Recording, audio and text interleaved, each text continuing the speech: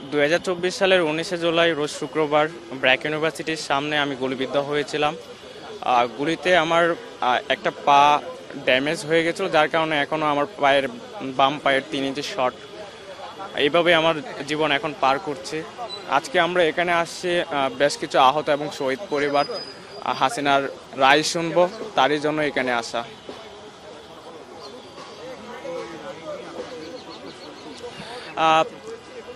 আজকে আন্তর্জাতিক অপরাধ ট্রাইব্যুনালে 5টি মামলার রায় প্রদান করা হবে। তার নামে আরও কয়েকশো মামলা আছে, যারা আমরা আহতরাও তার নামে মামলা করেছি, আরও কিছু শহীদ পরিবার মামলা করেছে। তার মধ্যে অন্যতম 3টি মামলা হচ্ছে, আমরা যে শুনতে পেয়েছিলাম যে রিয়া গুপ নামে একজন শিশু, 4 বছরের শিশু, সে ছাদে গিয়ে ওই ফেসিস হাসিনার বাহিনী দ্বারা গুলিবিদ্ধ হয়ে মারা যায়।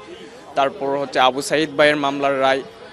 এছাড়াও আরেকটা মামলার রায় আছে, সেটা হলো হচ্ছে আপনার উনি ডিরেক্টলি লিথাইন বুলেট ইউজ করে আমাদের উপর হত্যাযজ্ঞ চালানোর আদেশ দিয়েছিল, সেই মামলার রায়টি প্রদান করা হবে।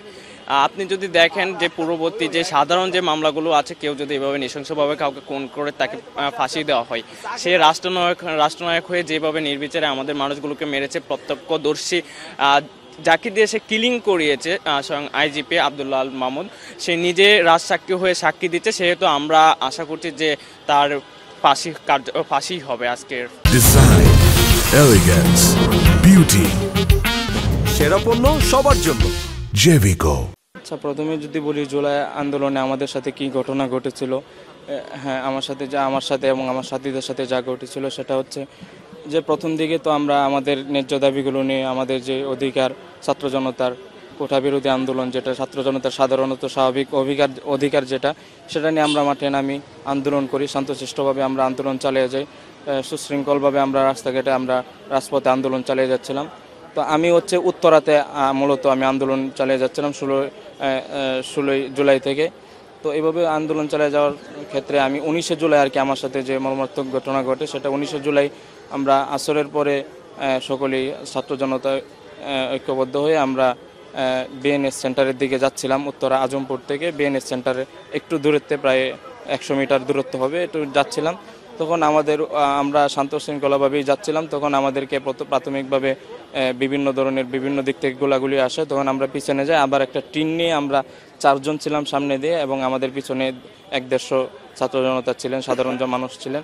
আমরা সামনের দিকে যখন বিএনএসে আমরা সমস্ত ছাত্র জনতা একত্রিত হওয়ার জন্য আগাচ্ছিলাম, তখনই আমাদের উপরে হচ্ছে আওয়ামী ফ্যাসিস্ট বাহিনীর যে গুন্ডা বাহিনী ছিল, ছাত্রলীগ, যুবলীগ, আমাদের উপর বিভিন্ন ধরনের শটগান, বিভিন্ন ধরনের বন্দুক নিয়ে অ্যাটাক করে।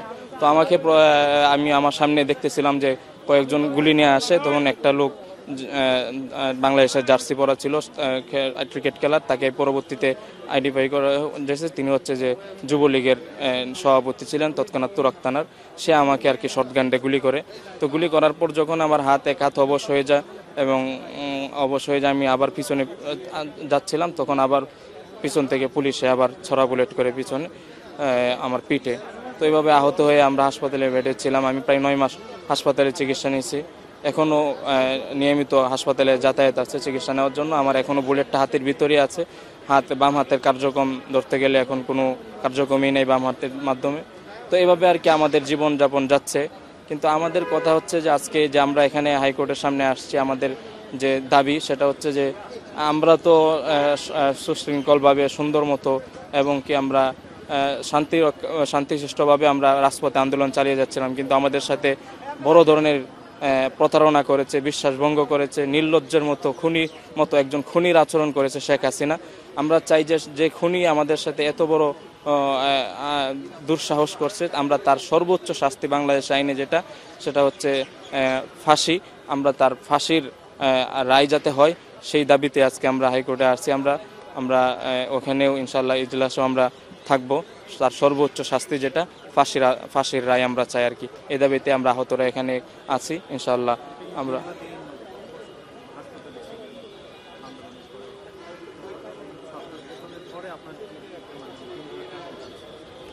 সরকার পতনের পরে দিনগুলো আমরা আমাদের শারীরিকভাবে তো আমরা আগের যে আমি ছিলাম সে আমি তো এখন নাই, এখন আমার একটা হাত অচল, আমার পিঠের ভিতরে গুলিবিদ্ধ, আমি ভালোভাবে সইতে পারি না, শারীরিকভাবে তো অক্ষম আছে এবং আমাদের মানসিকভাবে যে একটা দৃঢ় একটা মানে মানসিকভাবে যে একটা ছিল, প্রশান্তি ছিল শেখ হাসিনা পালানোর পরে, যে আমরা দেশকে সুন্দরভাবে আবার পাবো, সেরকমটা আমরা প্রত্যাশিতভাবে পাচ্ছি না এবং আমরা চাচ্ছিলাম যে অতি দ্রুত শেখ হাসিনার বিচার হোক, কিন্তু এটাও এখনও পর্যন্ত আমরা কার্যক্রম দেখতে পারতেছি না।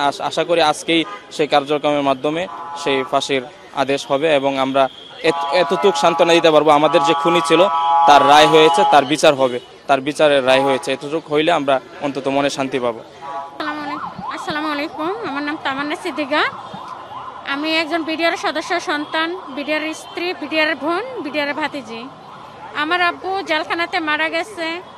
আমার বাবা কোনো অপরাধ ছিল না, আমার বাবা মৃত্যুবরণ করেছে, আমার বাবা বিনা অপরাধে, আমার বাবা চিকিৎসা পায় নাই। এ হাসিনা আমার বাবাকে অ্যারেস্ট করে দিয়ে গেছে। আমাদের বিডিআররা আজকে রাস্তা রাস্তায় আমাদের চাকরি পায় না, কিছু পায় না।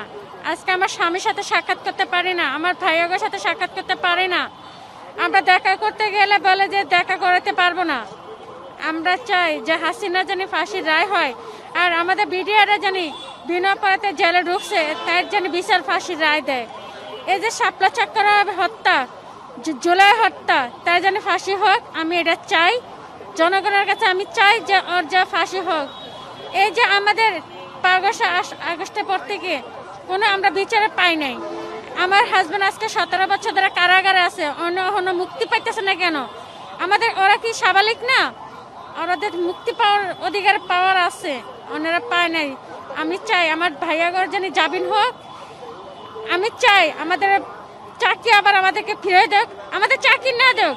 আমাদের যারা 17 বছর ধরে জেলখানা যারা হয়েছে, তারা 17 বছর সরকার যেন পূর্ণ করে, এটা আমি চাই। আর আমাদের উম্মতরা বাতিল চাই।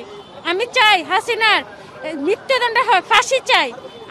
আমি যাবজ্জীবন চাই না, আমি ফাঁসি চাই। আমাদের এই বিলখানা মামলা এই হাসিনা ভারত থেকে ভাড়া করে না আমাদেরকে বিডিআর ধ্বংস করে দিছে। আজকে আমাদের বিডিআররা রাস্তা রাস্তা ঘুরে কোনো একটা কাজ পায় না, কোনো একটা চাকরি পায় না, কোনো বিকার হয় আমরা রাস্তায় থাকি কেন? আজকে আমাদের বিডিআর পরিবারের রাস্তা থাকার মানুষ না, না খায় থাকা লাগে, কষ্ট করে জেলখানা যায়, সাক্ষাৎ করতে পারে না, কোনো ফোনে কথা বলতে পারে না, সময় করে ঠিক মতো নিয়ে করতে পারে না। আজকে আমি চাই যে হাসিনা জানি ফাঁসি হোক। কাঙ্ক্ষিত দিনটার জন্য, এবং সেটা ইনশাল্লাহ হলো। আমার অপরাধটা কী ছিল? রাষ্ট্রীয় সম্পত্তি কর্ণফুলী পেপার মিলস লিমিটেডের গ্যাস লাইন থেকে লাইনটা টেনে নিয়ে অবৈধভাবে দিনে রাত্রে গ্যাস বিক্রি করতেছে একজন কেউ, জানতাম না কে করছে।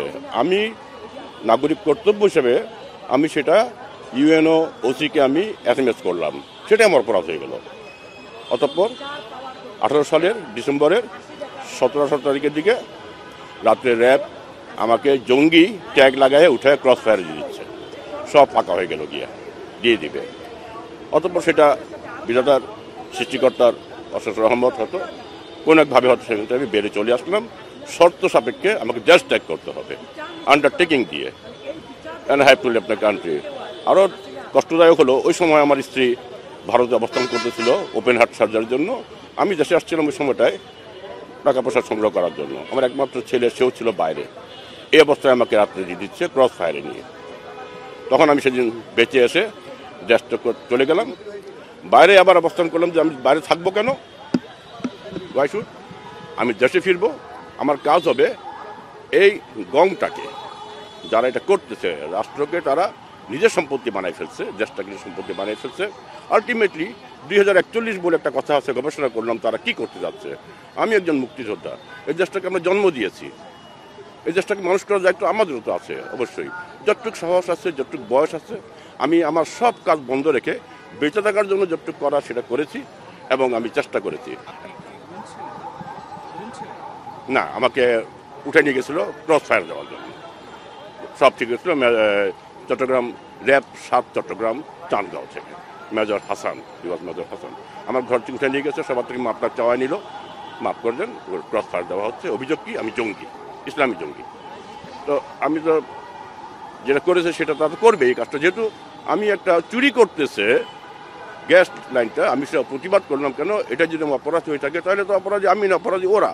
তো ওদেরকে এখান থেকে উৎখাত করতে গেলে শিকড় শুদ্ধ মানে উৎখাত করতে হবে, এবং সেটা ইনশাল্লাহ হয়ে গেল গিয়া। I am thankful to god, আমার আল্লাহর কাছে মেসেজ ক্লিয়ার। Thank you. আলাইকুম প্রিয় দেশবাসী, সাংবাদিক বাবারা, আপনাদের মাধ্যমে মহান আল্লাহর দরবারে শুকরিয়া আদায় জানাই যে আজকে যেই জুলাই গণহত্যার 5ই আগস্টে যে গণহত্যা চালিয়েছিল তার আজকে বই প্রকাশ। এখানে আমরা এসেছি সর্বোচ্চ যাতে ফাঁসির রায়টা জজ সাহেব যাতে আজকে দেন, তাহলে আমরা শহীদ পরিবার, সারা বাংলাদেশে আহত যোদ্ধাদের যারা আছে শহীদ পরিবার আছে, আমি শহীদ মিরাজের বাবা যাত্রাবাড়ি, আমি শহীদ মিরাজের বাবা আব্দুর রব, আজকে সর্বোচ্চ আপনার মাধ্যমে দেশবাসীর কাছে বলতে চাই তারা দোয়া করবেন যাতে সর্বোচ্চ ফাঁসির রায়টা আজকে ঘোষণা করে। মিরাজ 5ই আগস্টে যাত্রাবাড়ি যেই থানার সামনে হানিফ ফেলাইবার নিচে ওনার হাতে একটা পতাকা ছিল, মাথায় একটা পতাকা ছিল, তার যে মোবাইল ছিল ভিডিও করতেছিল, সেই সময় আতঙ্কভাবে গুলিবর্ষণ, ওনার বাম দিকে পাঁজরের মধ্যে গুলিটা লাগে। এই একেবারে গুলি লাগার সাথে সাথে মনে করেন উনি মাটিতে আপনি লুটে পড়ে। আমিও ছিলাম সেদিন যোদ্ধা হিসাবে, আমি ছিলাম ড্যামরা 0 পয়েন্টে কাজলা। কেউ ওনার আমি আল্লাহর রহমতে এক রিস্কওয়ালা বাবার সাহায্যে আমার সন্তানকে পেয়েছি, নাইলে আমার সন্তানের লাশও গুম করে ফেলাইত। মিরাজের আমার পরিবারে আমার 2 ছেলে 1 মেয়ে, মেয়ে বড়, তারপরে মিরাজ, তারপরে আব্দুল্লাহ। না, অন্ধকার, আমার ঘরের প্রদীপ নিভে গেছে, আমার ঘরের প্রদীপ নিভে গেছে, একমাত্র উপার্জন ছিলেন আমার মিরাজ। আমার ঘরে অন্ধকার, 2টাই চলে গেছে। মনে হইতেছে মিরাজ এখানে, এখন আমার কাঁধে আমার মিরাজের লাশ, একটা বাবার কাঁধে ছেলের লাশ, সেই বাবাই জানে, আর কেউ জানবে না।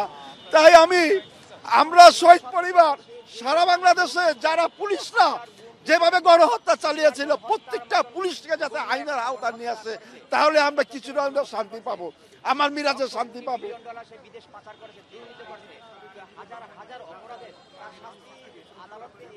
ওনারও যাতে সর্বোচ্চ ফাঁসি হয়, কেননা উনি তো কারো না কারো বাবার সন্তান ছিলেন। কেন এই পদকের জন্য যারা আজকে উনি যে আজকে রাজসাক্ষী দিচ্ছেন, ওনাকে যাতে উনি ক্ষমা চাচ্ছেন, আমার সন্তানটা ফিরিয়ে দেন, আমার মিরাজটা ফিরিয়ে দেন, আমি তারা ক্ষমা করে দেব। প্রত্যেকটা মার বুকে সন্তানটা ফিরিয়ে দেন, আমরা মাফ করে দেব। আপনারা দেখেছেন কিছুদিন আগে ঘুমায় রয়েছে এক বাবা বাস চালক, তাকে কিভাবে বোমা দিয়ে আগুন জ্বালিয়ে তারা মেরে ফেললো। এই পরিবারটা কি হবে? তাদের সর্বোচ্চ দেখেন, এর মধ্যে বোমাবাজি ককটেলবাজি করছে, তাদের প্রতি কোনো রহম নাই। উনি যে একটা মাফিয়া, আন্তর্জাতিক উনি একটা মাফিয়া, তার আজকে দেশের কাছে জাতির কাছে একটা প্রকাশ হয়ে গেল। এখনো তারা বোমাবাজি করে চলছে। করা হয়েছে এবং তাকে যে একটা গোষ্ঠী কোন কারণে বাঁচানোর চেষ্টা করছে এটা আমরা জানতে চাই। তাকে মূলত বড় একটা অর্থের বিনিময়ে তাকে রাজসাক্ষী বানিয়ে এই মামুনকে বাঁচানোর পায়তারা করছে। তাকে আমরা শাস্তি আওতায় নিয়ে আসতে চাই। শহীদ পরিবার তার শাস্তি চায়। তাকে রাজসাক্ষী বানিয়ে বাঁচানোর কোনো পায়তারা করলে চলবে না। সবাই আমরা তার বিচারের জন্য রাজপথে নেমে আসবো। ওইখানে ব্যারিকেড সৃষ্টি করেছিল, কাউকে এপার আসতে দেয়নি। তো আমরা উঠার চেষ্টা করেছিলাম এবং আমরা এর তীব্র প্রতিবাদ করেছিলাম। তো সেই পরিপ্রেক্ষিতে যখন আমরা 1টা বাজে জানতে পারলাম যে উনি পালিয়েছেন, এবং তৎক্ষণাৎ আমরা সবাই সম্মিলিতভাবে আবার একত্রিত হই এবং আমরা ঢাকাতে প্রবেশ করতে ওই দিন সর্বপ্রথমে 1টা-1:30টার দিকে আমরা ঢাকা প্রবেশ করার সক্ষম হই। এবং আমরা তখন শাহবাগ টিএসসি সচিবালয় হয়ে হাইকোর্ট হয়ে তখন আমরা এই যে শহীদ মিনারে গিয়ে উপস্থিত হই। তখন সারা বাংলাদেশের সারা ঢাকা শহর লোকারণ্য, হাঁটা লাগে না আমাদেরকে। ওই পিছনের ধাক্কায় আমরা শাহবাগ শহীদ মিনারে চলে গেছি। এরকম একটা স্বতঃস্ফূর্ত জনস্রোত তখন তৈরি হয়েছিল। তো সেই 5ই আগস্টের ফলশ্রুতিতে আজকের এই দিনটা হয়েছে, 5ই আগস্ট হয়েছে দুর্নীতিবাদের বিরুদ্ধে, জেল জুলুমের বিরুদ্ধে, অন্যায় অত্যাচার অবিচারের বিরুদ্ধে, গুম খুনের বিরুদ্ধে, শাপলা চত্বর গণহত্যা, বিডিআর গণহত্যার বিরুদ্ধে এবং মানুষের মৌলিক অধিকার, ভোটাধিকার, গণতন্ত্র, মানবাধিকার হরণের বিরুদ্ধে। যখন মানুষের পিঠ দেয়ালে ঠেকে গেছে, তখনই সমস্ত ছাত্র জনতা ঐক্যবদ্ধ হয়ে জীবন বাজি রেখে তারা রাস্তায় নেমে এসেছে এবং এই 24-এর বিপ্লব সম্পন্ন হয়েছে।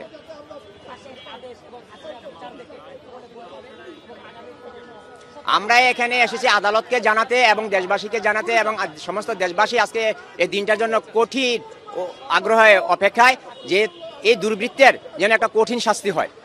তার শুধু শাস্তিটা তাকেই নয়, আগামী রাজনীতিবিদদের, আগামী সোনার বাংলা গড়ার, আগামী গণতন্ত্রমূলক বাংলাদেশ গড়ার একটা সতর্কবার্তা এবং এমন একটা কঠিন শাস্তি আমরা কামনা করছি যাতে আগামী সমস্ত রাজনৈতিক দল এবং রাজনীতিবিদরা এই শাস্তির কথা মনে রেখে এরকম জেল জুলুম, এরকম অবিচার অত্যাচার, এরকম বর্বরতা আর জাতির উপর চালাতে না পারে। তাই তাকে আমরা একটা কঠিন শাস্তি চাচ্ছি।